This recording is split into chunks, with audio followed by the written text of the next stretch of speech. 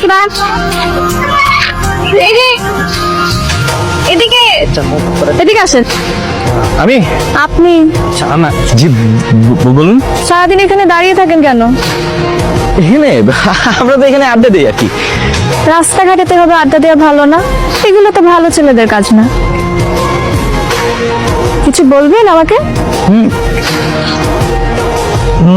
না ভয় পাচ্ছেন? না একদম না, আশ্চর্য, কেন ভয় পাবো? একদম না। আপনাকে তো দেখে মনে হচ্ছে ভয়ই পাচ্ছেন। শুনেন, পুরুষ মানুষ তো এভাবে ভয় পেলে চলে না, বুকে সাহস রাখতে হয়। যা বলবেন সোজা সাপটা বলবেন, বুঝছেন? মামা একটু দাঁড়ান তো, এদিকে আসেন, দাঁড়ান, এদিকে আসেন, রিক্সায় উঠেন। উঠেন, রাতে রাতে এখানে আসছো যে? আমার আমার আপনাকে দেখতে খুব ইচ্ছে করছিল। সারাদিন 5-7 দেখার পর যদি দেখতে ইচ্ছে করে তাহলে তো মুশকিল। হয় না তো, আমার তোমাকে 5-7 দেখে মন ভরে না, আমার তোমাকে অগণিতবার দেখতে ইচ্ছে করে। বুঝলাম। তো এই শীতে যে শীতের কাপড় ছড়ে আসছো, এটা কি ঠিক আছে? তোমাকে দেখার পর থেকে আমার জীবন থেকে শীত, গ্রীষ্ম, বর্ষা সব চলে এসে শুধুমাত্র তুমি আছো। নিজের খেয়াল রাখতে হবে না? সেটার জন্য তো তুমি আছো। সে তো ভবিষ্যতে। যদি অসুস্থ হয়ে যাও এখন তাহলে? ম্যাডাম, আমার জীবনে এখন একটাই ওষুধ, আমার জীবনে যত রোগ সব রোগের একটাই ওষুধ, সেটা হচ্ছে তুমি তুমি তুমি তুমি। আচ্ছা বুঝলাম, দেখা হয়েছে? আপাতত যাই তাহলে। গেলাম কিন্তু, গেলাম।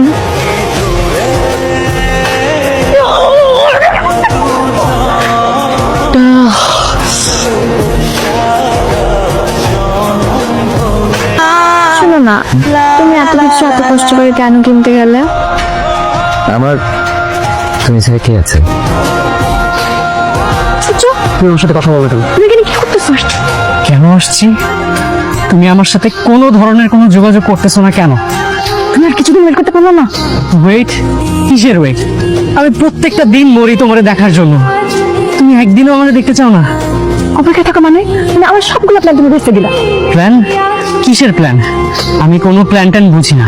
দেখো, আমি প্রত্যেক দিন আসবো এখানে, তুমি আগের মতো আমার সাথে একটু দেখা করো। এত কথা না বলে এখান থেকে যাও, এক্ষুনি যাও। তোমার বাবা আমার সাথে সম্পর্কের কারণে তোমাকে ওই কলোনি থেকে এখানে নিয়ে আসছে, আমার সাথে সম্পর্কের জন্য। আর তুমি এখন আসার পর একদিন আমার সাথে দেখা করতেছো না। এত ঝামেলা না করে এখান থেকে যাও। প্লিজ তুমি ওর সাথে একটু, তুমি প্লিজ একটু বোঝার চেষ্টা করো। ওকে বন্ধু বা শোট ভালো, খুব ভালো। আচ্ছা শোনো না, ওখানে কিন্তু অনেক মানুষ থাকে বুঝছো, হ্যাঁ অনেক গাড়ি ঘোড়া থাকে, তুমি একদম ভয় পাবা না। আর একটু দূরে দূরে পুলিশ থাকে বুঝছো, যদি ভয় পাও সাথে সাথে ডাক দিবা, ওরা চলে আসবে তোমাকে হেল্প করবে। একদম ভয় পাও না, একদম চিন্তা করবে না। তুমি শুধু সময় মতো খাবারটা খাবা, যদি তোমার খারাপ লাগে তুমি ওষুধ খাবা, আর হচ্ছে একদম মনোযোগ দিয়ে পড়ালেখাটা করবা, বুঝতে পারছো? আর শোনো না, মানে তোমার যদি মানে একটু সময় হয়, মানে আমার একটু খোঁজ নিও বুঝছো, আমার তুমি ছাড়া কেউ নাই, মানে আমি তো তোমাকে অসম্ভব রকমের ভালোবাসি বুঝছো। মানে যে তুমি চলে যাচ্ছ আমার না বলো, মানে দুনিয়াটা অন্ধকার লাগতেছে কেন জানি। মানে মানে তুমি জাস্ট বেশি না, মানে একটু খেয়াল করলে হবে আমার জন্য, একটু খোঁজ নিলে হবে আমার, বুঝতে পারছো? হ্যাঁ নিও। হ্যাঁ হ্যাঁ হ্যাঁ। আচ্ছা শোনো না,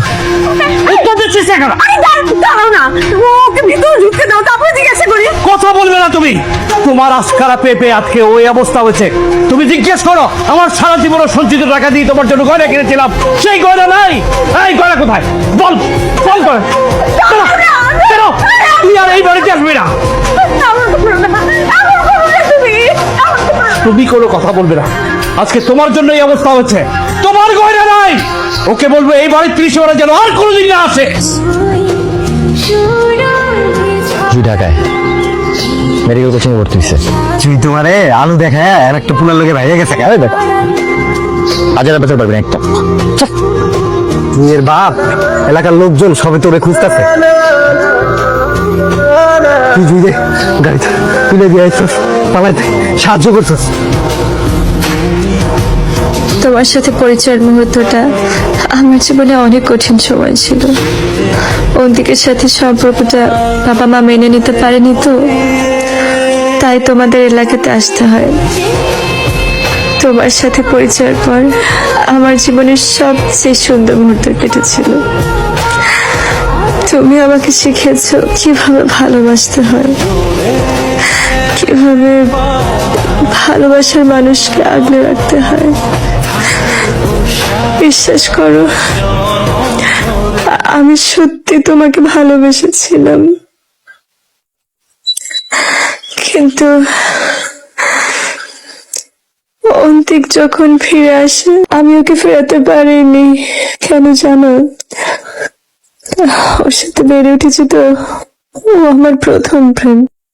তারপর তো আমার কোনো রাগ নেই, কোনো রাগ